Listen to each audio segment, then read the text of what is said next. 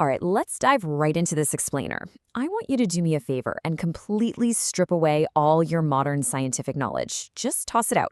Forget tectonic plates, forget seismographs, forget that we're on a round rock floating through space. Instead, put yourself right next to a dark, crackling campfire about 300,000 years ago. The night is quiet, you're looking up at the stars, and everything feels, well, entirely normal.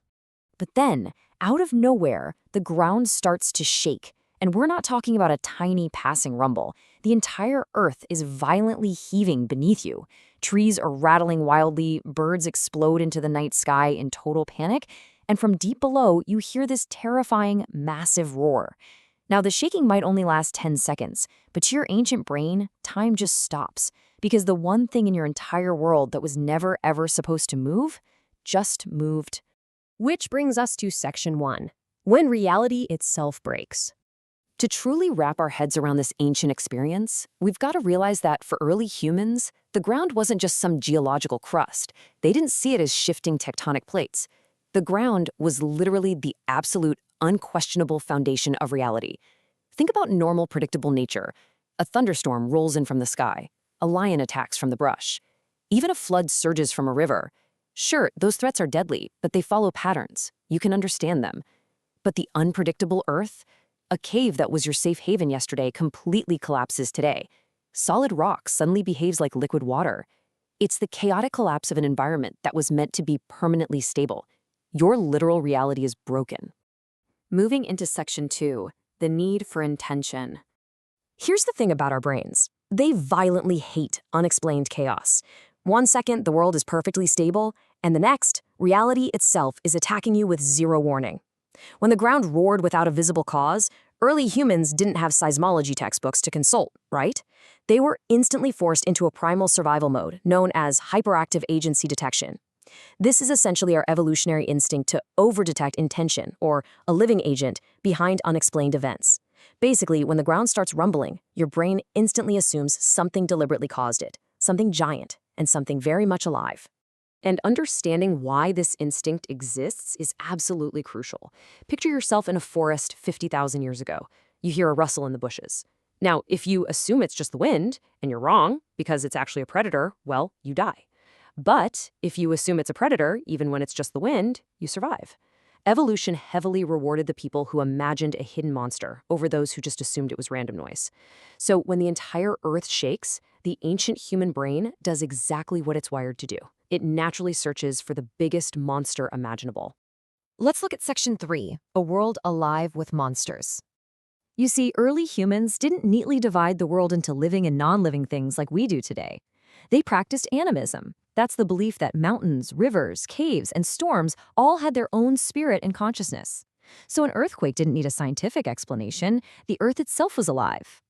And what's truly wild here is how entirely different, completely isolated cultures independently came up with almost identical explanations for this. Take the Chukchi people in Siberia. They believed an earthquake god named Tui traveled underground with a sled, and the shaking was his giant dogs scratching and running beneath the earth.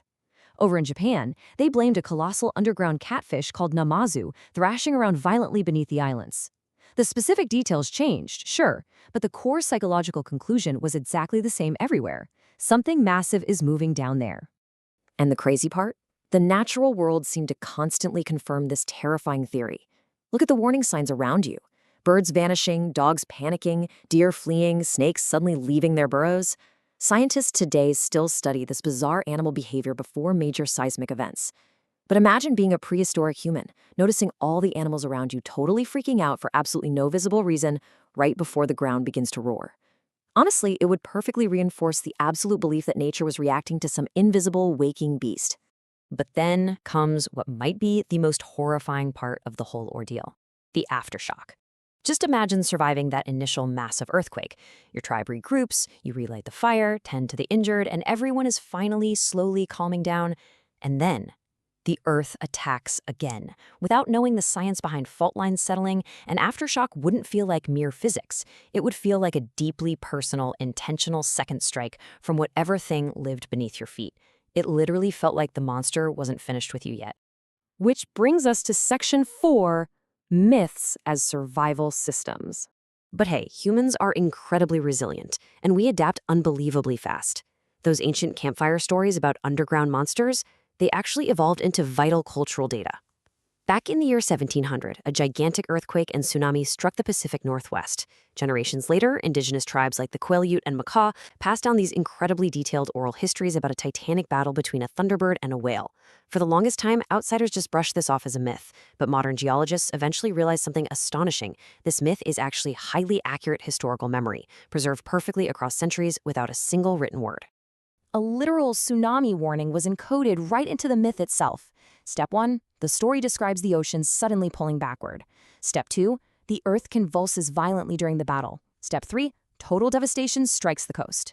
This oral history mapped out the exact real-world geological sequence. It just proves that ancient people were brilliant observers, taking the sheer chaos of a disaster and transforming it into a structured, reliable survival warning for their descendants.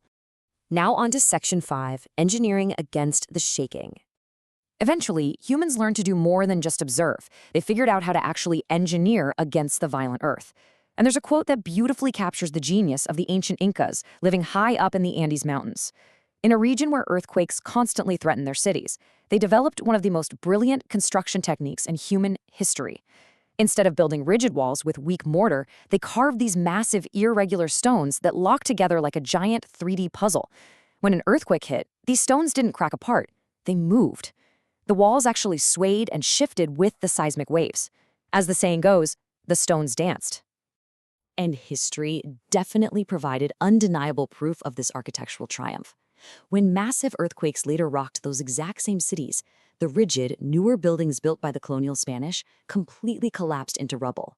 But those older, interlocking Inca stone walls, they simply danced with the earthquake and remained perfectly standing. It is such an incredible testament to ancient human ingenuity and our power of adaptation. Finally, Section 6, the primal brain today.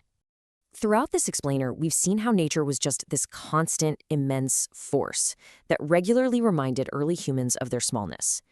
Which brings up a rather chilling question. Where exactly do you go when the ground itself becomes dangerous? Think about it. You can run away from a wild animal. You can hide in a cave from a terrible storm. But an earthquake leaves you with a uniquely helpless kind of fear, because there's literally nowhere else to stand. Today, we obviously experience earthquakes completely differently. We sit inside reinforced steel buildings, we pull up live fault line updates on our smartphones, and we know exactly how tectonic plates function. But I want you to remember this number, 100,000 years. That's how much ancient evolutionary wiring remains completely untouched right inside your head. If the power suddenly went out, the screens all went dark, and the earth beneath your feet started violently roaring and shaking right now, all of that modern science would vanish in an absolute instant. And that ancient primal terror, the absolute certainty that a giant has just woken up beneath you, would instantly return. Kind of makes you wonder what other ancient survival instincts we still have buried beneath our modern logic, doesn't it?